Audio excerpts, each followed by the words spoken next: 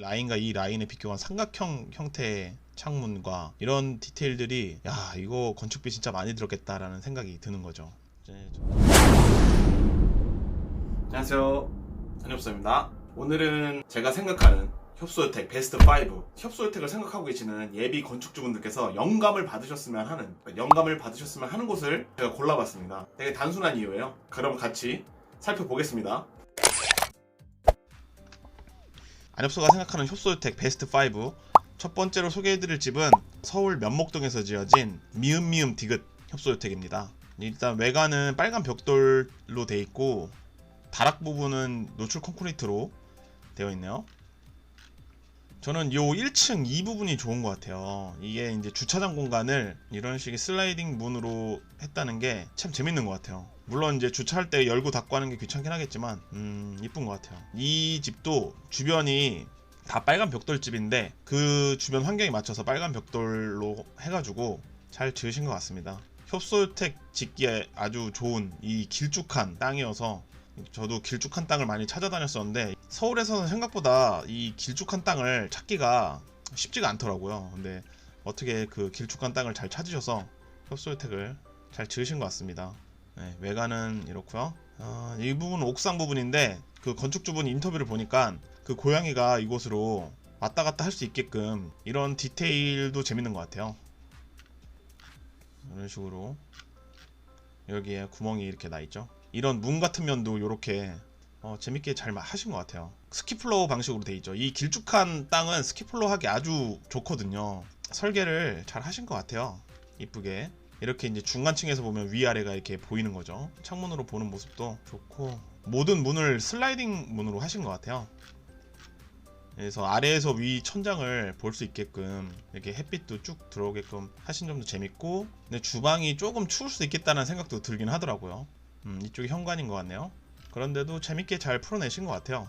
저는 이제 현관이 상당히 이제 마음에 드는데 널찍하게 만든 부분은 좋은 것 같네요. 정면으로 바라본 모습이고 주차 공간에 슬라이딩 도어를 열어놓으면 이런 모습이네요. 그래서 저녁에 지나갈 때 이곳에서 빛이 새어 나오면은 이쁠 것 같다는 생각도 들어요. 이게 길쭉한 집이어서 스키플로어로 나누기 아주 좋았던 집인 것 같습니다. 근데 이 집의 단점은 화장실이 하나밖에 없어요. 하나밖에. 그러면 이 작은 방에서 생활을 하시다가 화장실을 가게 된다 이러면은 이렇게 내려와야 돼요. 2개 층을 내려와야 되고, 안방에서도 화장실을 가고 싶다 그러면 내려와서 가야 되고, 거실에서는 생활하다 또 화장실을 또 올라가야 되고, 주방에서도 화장실을 가려면 2개층을 올라가야 되는 이런 점이 좀 아쉬운 점인 것 같습니다. 그렇습니다. 그래서 왜 화장실을 하나밖에 안 두셨을까? 그러니까 이 방에 대한 욕심이 좀 있으셨던 것 같아요. 방을 여러 개 두려고 하는.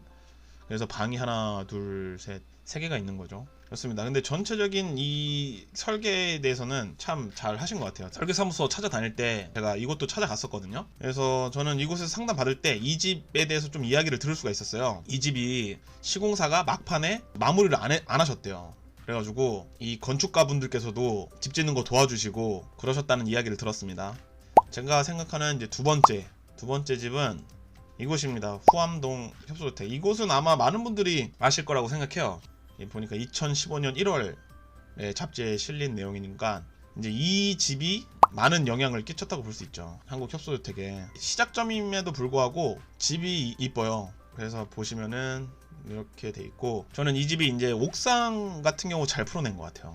그리고 보시면은 이 이제 후암동이 이렇게 단층으로 된 단독주택이 참 많거든요. 여기도 보시면 여기도 쭉 있고, 그래서 협소주택이 많이 들어설 수 있는 조건이 됐죠. 그래서 지금은 서울 협소주택의 성지라고 불릴 정도로 협소주택이 많이 지어지고 있는데, 이곳에 이제 생기기 시작하면서 이 협소주택을 기준으로 따라가는 경우가 많았죠. 이때 뭐 2015년, 2016년, 2017년 이렇게 지어진 곳을 보면은 이런 느낌으로 지어진 협소주택이 많아요. 도로가 넓은 곳에서 지으셔가지고 안에 건축선도 잘 이쁘게 주변 라인과 잘 맞게 지어진 점이 좋네요. 그리고 이 집도 스킵 방식인데요. 여기 있는 부분들을 주방이랑 같이 쓰는 게 참 인상적이죠.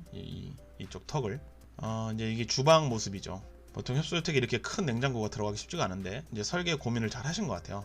그래서 이제 옥상 테라스가 안이랑 밖이랑 이렇게 연결되게 하는 것도 좋은 것 같아요. 그리고 이런 부분도 재밌는 것 같아요. 이 보시면은 아들이 출가하면은 실내 벽을 제거할 수 있게끔 벽체 일부만 조적으로 쌓았다고 돼 있잖아요. 이게 참 재밌는 것 같아요. 이런 식으로 생각을 해보시는 것도 좋을 것 같아요. 영감 받기 좋은 집이 아닌가 라는 생각에 선정을 해봤습니다. 세 번째 집은 이곳입니다. 보통 강남이라고 하면은 그 협소한 부지가 많이 없거든요. 애초에 단독주택이 있던 곳이 아니었고 그 아무것도 없는 곳을 개발해서 계획도시로 만들어진 곳이라 이런 작은 부지들이 많이 없는데, 어떻게 이제 그 작은 부지에 이렇게 협소주택을 올린 곳입니다. 12평씩에 올라갔는데 50평이 넘는 지하까지 있거든요. 그래서 연면적이 50평대가 되는, 이렇게 되면 협소주택이 아니라고 할 수도 있긴 하겠는데, 그래도 12평의 땅에 올라갔기 때문에 영감 받으실 만한 부분들이 있을 것 같아서 제가 선정을 해봤거든요. 이 집은 이제 재밌는 게 이 옥상에 있는 욕실이에요. 욕실. 이 집이 참 좀 섹시하다고 느낀 게 뭐냐면 이곳에 있거든요, 욕실이. 근데 이 욕실을 가려면 이렇게 아예 옥상 외부로 해서 이 욕실로 들어가야 돼요. 재밌더라고요. 물론 비 오는 날이나 눈 오는 날이나 추운 날이나 이런 경우는 뭐 불편할 수도 있을 것 같긴 한데, 저는 참 이런 부분이 섹시하더라고요. 근데 또 특징이 이 노출 콘크리트에 대한 이런 디자인을 잘 하신 것 같아요. 그래서 이 건축비가 정말 비쌌을 것 같다는 생각이 들긴 하거든요. 딱 봤을 때부터 이 라인과 이 라인에 비교한 삼각형 형태의 창문과 이런 디테일들이, 야, 이거 건축비 진짜 많이 들었겠다라는 생각이 드는 거죠. 이제 전체 사진 하나씩 보면은 이곳을 통해서 욕실로 가는 것 같아요. 냉장고가 있는 거 보니까 주방인 것 같고, 이렇게 단차를 올려서 이곳에 수납 공간을 만든 것 같네요. 1층이랑 지하는 그 아드님께서 사진관을 하신다고 합니다. 그리고 이제 계단 타일도 참 특이하게 하셨고 다 보이게끔 해놓으신 게 참 재밌죠. 계단, 그리고 이곳을 창고로 쓰시는 것 같고, 그래서 이제 요런 디테일도 참 재밌지 않나요? 이렇게. 그리고 이곳이 옥상. 그래서 이곳에 나와가지고 욕실로 들어가는 거죠. 그리고 이 외벽 멋있는 것 같습니다. 또 하나의 특징이 뭐냐면 이곳에 엘리베이터가 설치가 돼 있어요. 초소형 엘리베이터가 설치되어 있는 협소주택이거든요. 엘리베이터를 참고하면 참 좋을 것 같긴 한데 사진상으로는 공개가 안 돼 있습니다. 그리고 보시면 이 라인이 이렇게 한 곳으로 꼭지점으로 해서 연결된 것도 참 재밌게 설계를 하신 것 같아요. 건축가의 생각이, 느낌이 보이죠.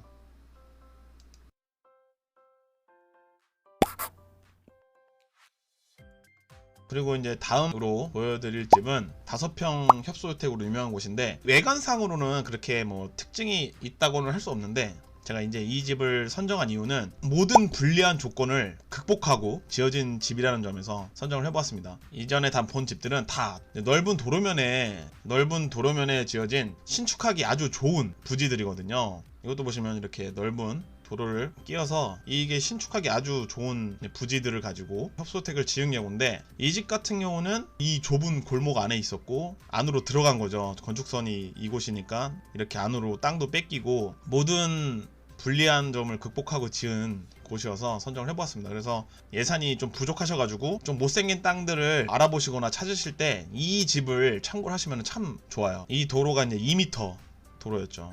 이제 잡지에 실린 내용이거든요. 이 잡지에 실린 취재 내용을 보면은 사당동에 13평 정도의 땅을 샀는데 충량을 하고 나서 2평을 뺏긴 거예요. 2평이 빠져가지고 11평이 된 거죠. 이게 작은 땅이기 때문에 2평 차이는 아주 치명적이었다고 써있거든요. 그렇게 해서 이렇게 지어졌습니다. 13평인데 13평을 1억 2천만 원 주고 사셨대요. 사당동에.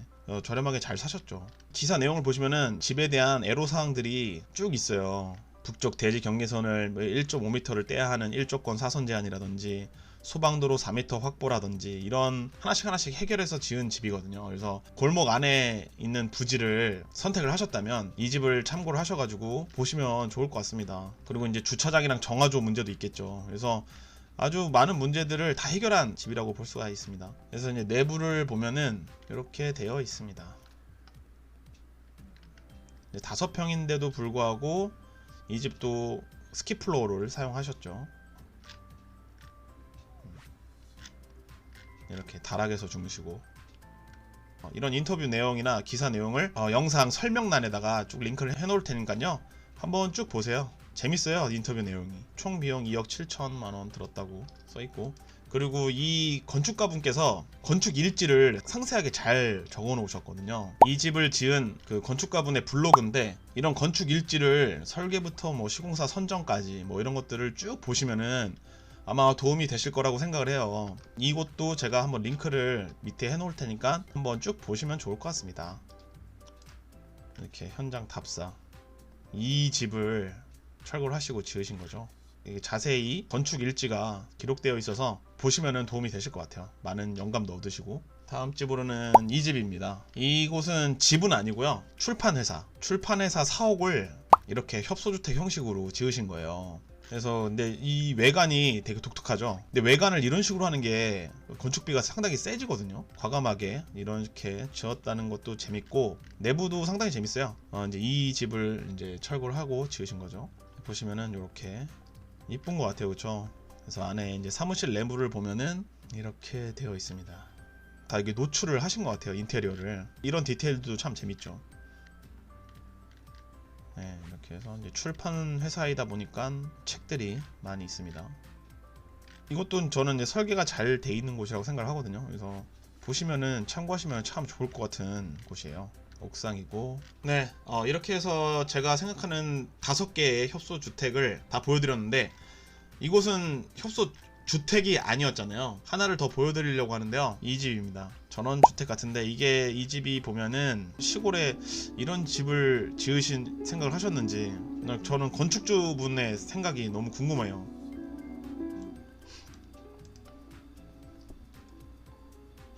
건물을 짓는 과정을 영상으로 볼 수가 있거든요. 그래서 이것도 제가 링크를 남겨놓을 테니까 보시고 싶으신 분들은 링크를 통해서 보시면 될 것 같습니다.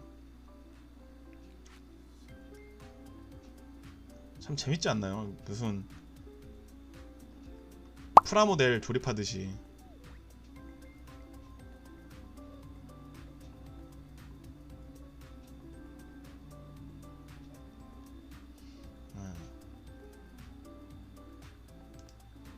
이렇게.